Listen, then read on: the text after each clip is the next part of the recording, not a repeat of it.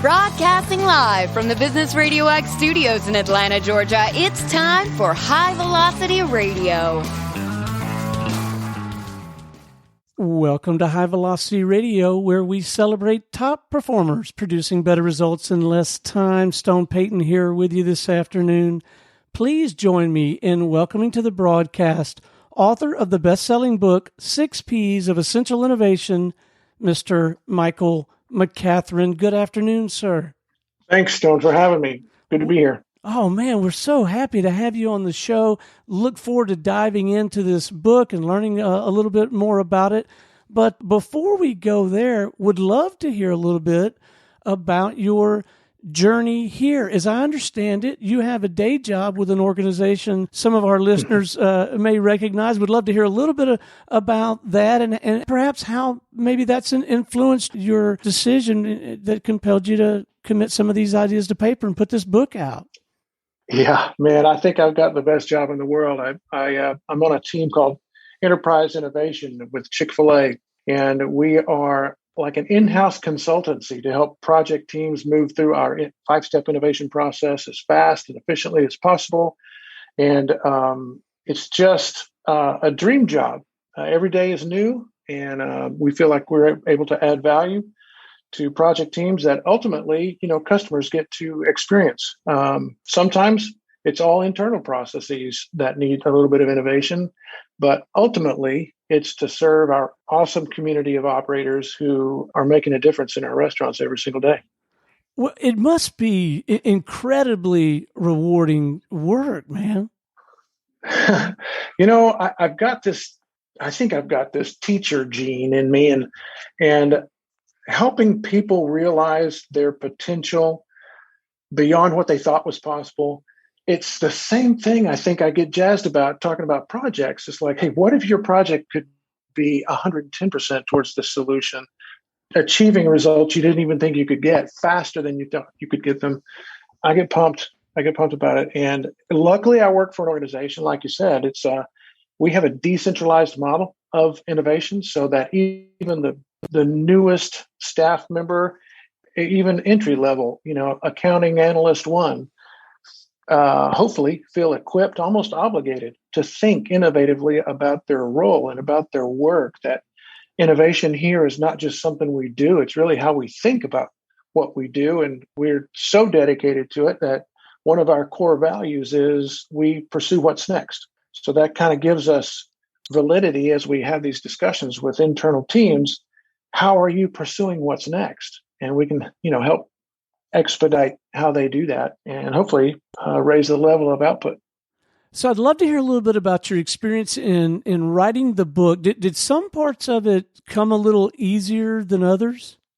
Man, that's a great question, Stone. In the early stages, it's just about collecting things I thought were meaningful to me. But as time went on and I began to sort of share them here at Chick-fil-A, and then as I gathered more information and experience and feedback on these ideas with the students I teach at the Terry College of Business in their professional MBA program, I started realizing, these challenges that we're all facing as corporate innovators are pretty much the same, no matter what size company you're from or what type of industry you're from. And, I got my master's in innovation from Northeastern during COVID, and it just sort of, that helped me organize my thoughts into these 6 Ps. And, I'm super proud of it. It was a mess to begin with. Let me tell you, it was a mess. It didn't make any sense at all. It felt like just rambling on some business paper. But once I finally got it down to 6 Ps, I felt like, hey, I think these are digestible. And it just so happened they fell into place. Like the first 3 Ps have to do with culture. So we're talking about perception is one, people is another, and philosophy is the third one. And then the next 3 Ps having to do with process and place and permanence are more like capabilities. So it's a guidebook, hopefully, that readers will find helpful as a field guide, that walks them through, hey, what do I have to have in order for my innovation capabilities to stick and be permanent? And that was a big learning for me as I realized that the application in any kind of organization, no matter if it's profit, nonprofit, the application of innovation capabilities is actually the easier part. It's the culture. Is your culture actually an innovation culture that's even ready to accept innovation capabilities? I love that you frame it as a field guide, because that gives me the sense that it's something much more that I can put into action, and maybe I don't even have to wait to read the whole thing before I start putting some things into action. Can you say more about that and maybe describe the structure of the book a little bit? You bet. Yeah, right off the bat in chapter 1, we talk about the first P, perspective. There's a free online innovation perception assessment that you can take at essential-innovation.com. And it's across 4 pillars. So this gives you an idea of what you, as well as the most important people within your organization, believe about, hey, when it comes to innovation, what's true about my senior leadership? What's true about me as a staff member? Do I feel equipped? Do I have time? Is there a safe space? And so on. How would I rank our organizational culture in terms of how strong or weak it is in terms of an innovation culture? And then, is it permanent? Is this sustainable? Do we have training and education and engagements and events that continue to help the organization become stronger and stronger over time in its practice of innovation?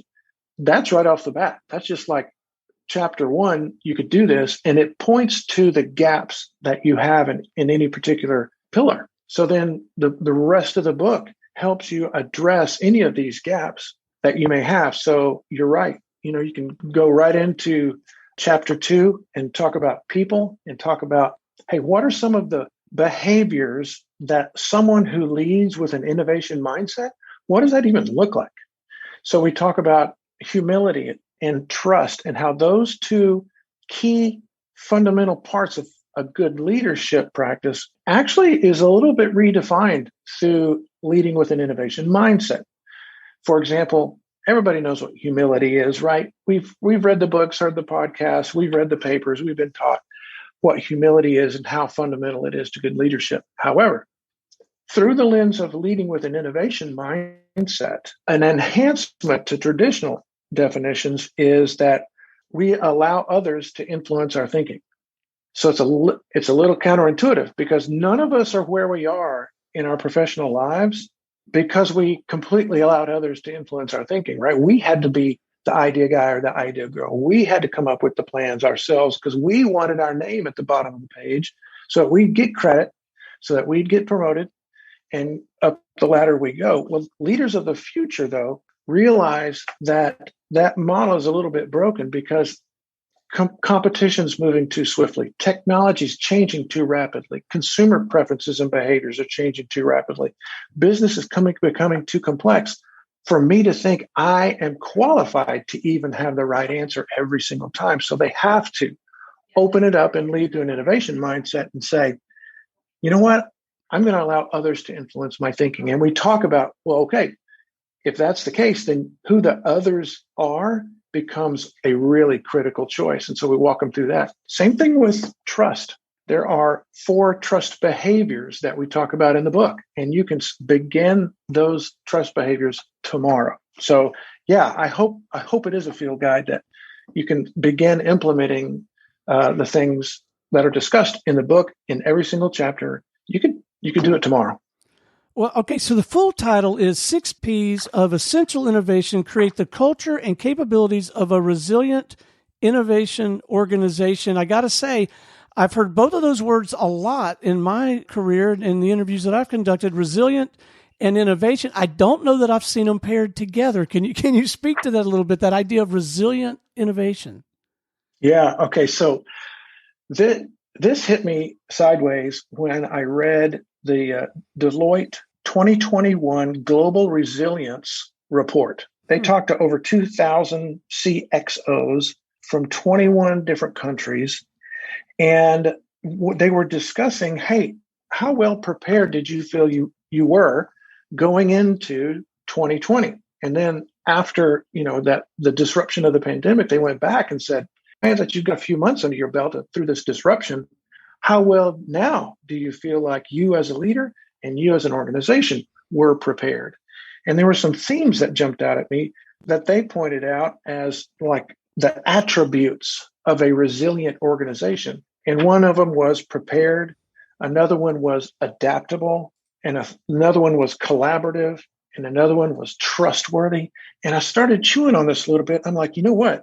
To me, it's almost like an equation that a resilient organization is one that is prepared. And prepared then is the equation of adaptable plus collaborative plus trustworthy. And then it dawned on me, oh my gosh, this is the recipe for innovation. It's a recipe for creating an innovation organization. So that's kind of where that comes together. Yeah. I won't ask you to do an audiobook here, but I would love for you to, you mentioned a couple of the P's, 2 or 3 of the P's. Walk us through the other 3 or 4 if you would, and just, maybe give us a couple sentences on it so that we've got the full picture of this thing. Yeah, sure. So we covered perception. People, we covered a little bit too, but it gets down to the leaders of the organization have to model innovative thinking behaviors. So that's what that's about. And by the way, I said leaders of the organization. I personally don't think that there's any such thing as an innovative organization. To me, what I've experienced is that it's how strong the culture of innovation is at the department and sub-department levels that collectively determine whether an organization is truly an innovation organization.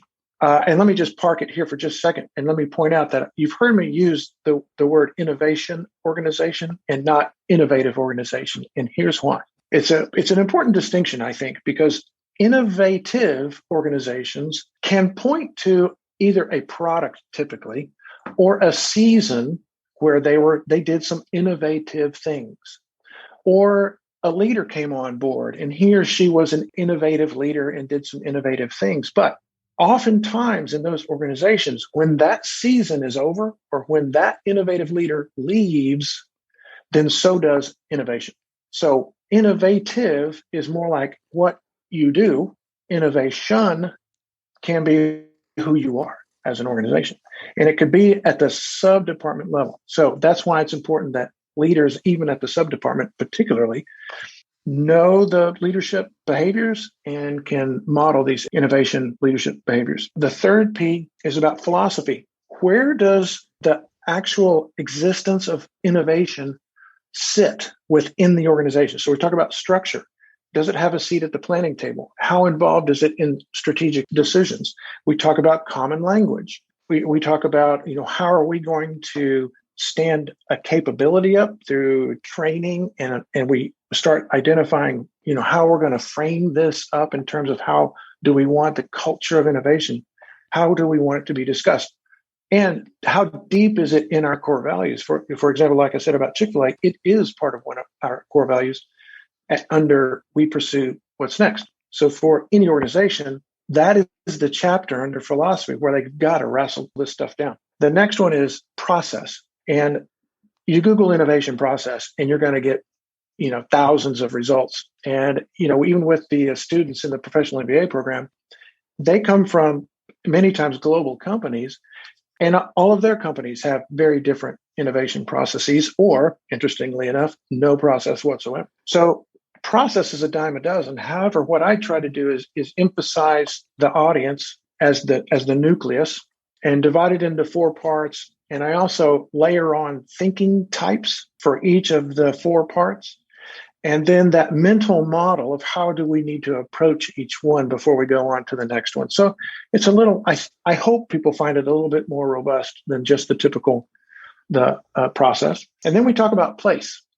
And man, I got to tell you, nothing says more about an organization's commitment to innovation than the lack of a space. So there's been studies done where we are trapped by the cues of just getting our work done, that until we are able to eliminate those cues, the creative problem-solving self that resides in all of us can't speak and can't thrive.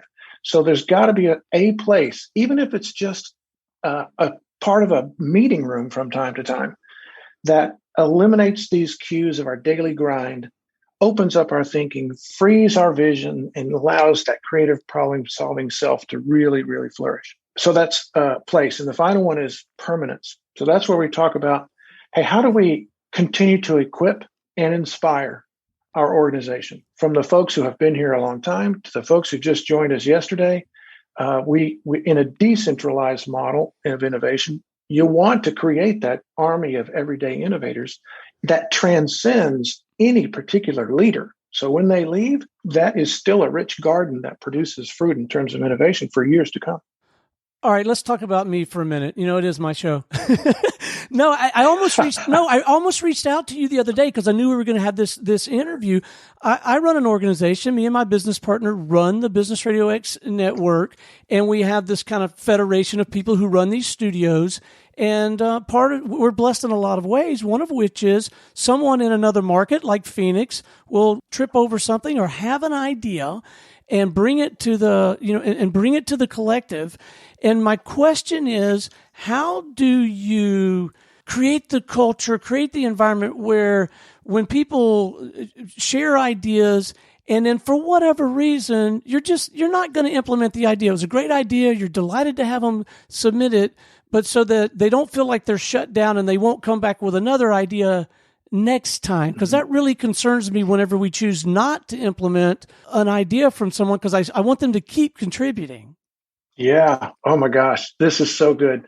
All right. So one of the leadership behaviors or trust behaviors specifically is that when someone on my team, or in your case, like a partner, when someone on my team presents an idea, that they can trust that I will always respond to their idea with questions and not statements. So I give examples, about 20 questions or more in the book that leaders can ask their team members who come up with questions. And with ideas. These ideas, whether they're like so off track, they're so off strategy, they're way off base, they will always be met with questions. Now, this does a couple things.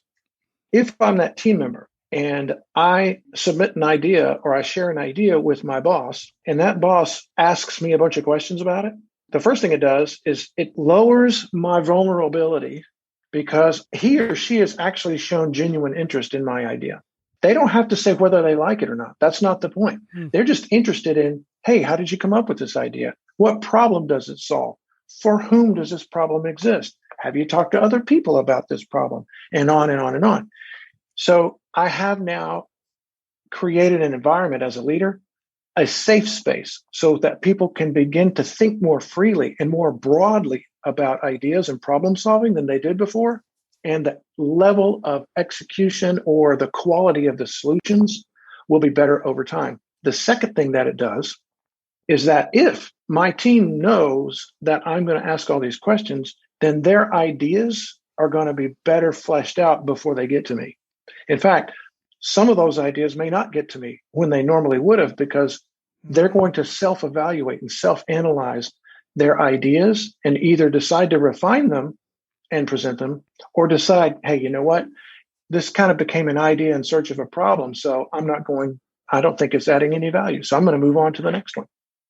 I am so glad that I asked the question. If you're out there listening and you want to get some free counsel, really good free counsel, consistently, get yourself a radio show. Interview them and ask them about all your stuff. No, that was very helpful. Very helpful. So, while we're on this path, maybe we could get a little insight into your perspective on how to best utilize the book to get the most out of it, both as an individual and, of course, now I'm envisioning it as a leader, as a team, because I suspect there are some marvelous ways to get the most out of this individually, but also in a team and environment. So any advice you have on that front would be great. Yeah, so I'm actually using this book as my textbook for that professional MBA course I teach. Uh-huh. And what's really been, thankfully, a good outcome so far anyway, is that at the end of each chapter, I have a section called Your Move. And it's in three parts. One is it's a reflection, then a reaction, and then action. So, for example, at the end of the people chapter, a reflection question is, what would my team say my question to statement ratio is? A reaction question is, what specific behaviors of trust and humility do I need to improve? And then the action is two parts. One is self. To become a better leader with an innovation mindset, what will I do differently first, starting when? And then for the organization or the department or team, who will own the responsibility for transforming our team or organization into an innovation organization? And what makes this person the best choice? The end of every chapter has that space where you can pause and reflect and figure out, okay, what exactly am I going to do next with what I just got? All right. Where can our listeners get their hands on this book? Amazon.com, brother. So 6 P's, it is the number 6 P-S altogether, 6 P's of essential innovation on Amazon.com. You can have it on Kindle or order it as a paperback. What an absolute delight to have you join us on the show this afternoon. I'm taking it back to my ranch and applying it. I can tell you that. Come on. That sounds great, Stoney. Yeah, I would love it. Stay in touch for sure. You got it, man. Again, thank you so much for investing the time and the energy. The work you're doing is, it's important, man, and we sincerely appreciate you. Well, likewise, I appreciate the opportunity. All right. Until next time, this is Stone Payton for our guest today, Michael McCathren, author of the best-selling book, 6 P's of Essential Innovation, and everyone here at the Business RadioX family saying we'll see you in the fast lane.